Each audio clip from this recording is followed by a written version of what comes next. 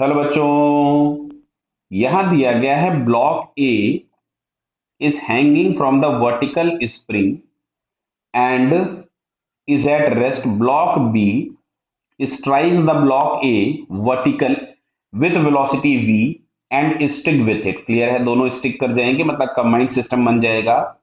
Then value of v for which the spring just attains the natural length. Clear. तो सबसे पहले समझिए ये है स्प्रिंग की नेचुरल लेंथ. ये नेचुरल लेंथ पोजीशन है और ये ऑलरेडी यहां से एक्सपेंडेड होगा. ये एक्सपेंडेड पोजीशन है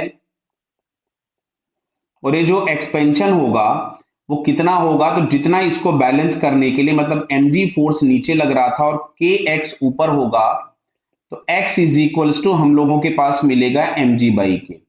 मतलब initially spring is expanded by x और बोला गया है कि ब्लॉक जो है कंबाइंड सिस्टम वो इतना मूव कर जाए कि स्प्रिंग नेचुरल लेंथ पे आ जाए, मतलब ब्लॉक को x मूव करना पड़ेगा. तो सबसे पहले हम लगाते हैं conservation of momentum between a and b. तो ए एंड बी के लिए अगर हम लिखेंगे तो इनिशियल मोमेंटम है mv. तुमसे बोला है दोनों स्टिक कर गए तो मैं इसको v1 लिख लेता हूं. तो v1 इज इक्वल्स टू आ गया u बाई टू.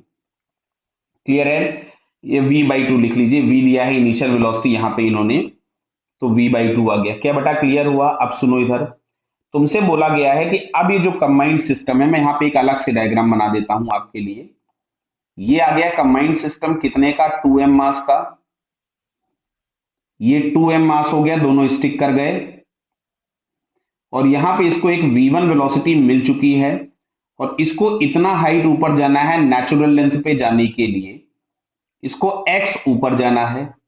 अगर वर्टिकल हाइट चेंज हो रही है तो हम लोगों ने सबसे पहले एक रेफरेंस लिया. अब सुनना, कभी भी जो लॉस होता है वो ड्यूरिंग कोलिजन होगा. कोलिजन हो गया. अब अगर सारे फोर्सेस कंजर्वेटिव है तो फर्दर सिस्टम की एनर्जी कंजर्व रहेगी.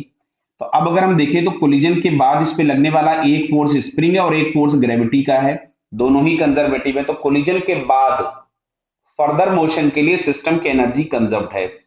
तो कोलिजन के बाद की अगर हम एनर्जी लिखें तो रेफरेंस अगर हमने यही ले लिया तो इनिशियल एनर्जी के नाम पे मिलेगा half M V square. V की जगह v1 plus spring initially expanded है तो हाफ के एक्स स्क्वायर मिल गया बराबर है प्लस अब ये 2m जो है x हाइट ऊपर जाना है तो 2mg फाइनल एनर्जी की बात कर रहा हूं. x क्यों?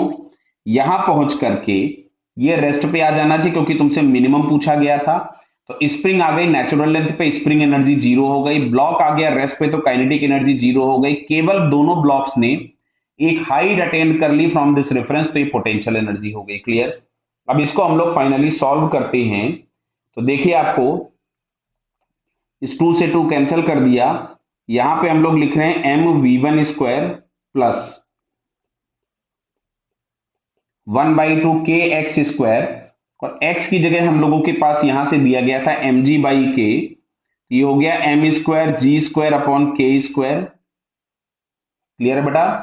Is equals to 2mg x और x की जगह यहां भी हम लोग लिख देते हैं mg बाई के. तो यहां से k से k कैंसिल हो गया. क्लियर है.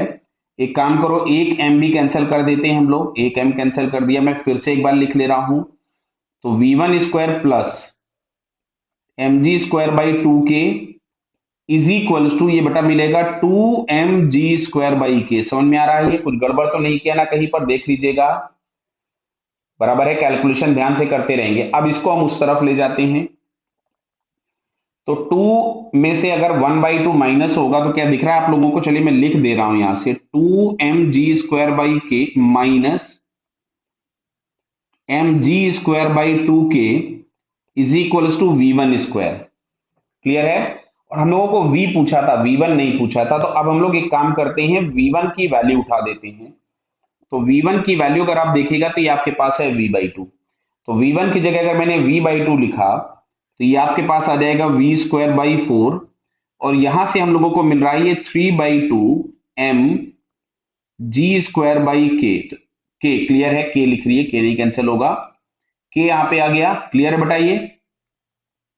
इस 2 से एक बार ये 2 कैंसिल हो गया तो v square is equals to मिलता है 6 mg स्क्वायर बाई के. मतलब यहां से फाइनली जो हम लोगों के पास आंसर आ रहा है v, that is under root of 6 mg² हम g को बाहर लिख सकते हैं। ऑप्शन चेक कर लेते हैं किस फॉर्म में दिए गए हैं।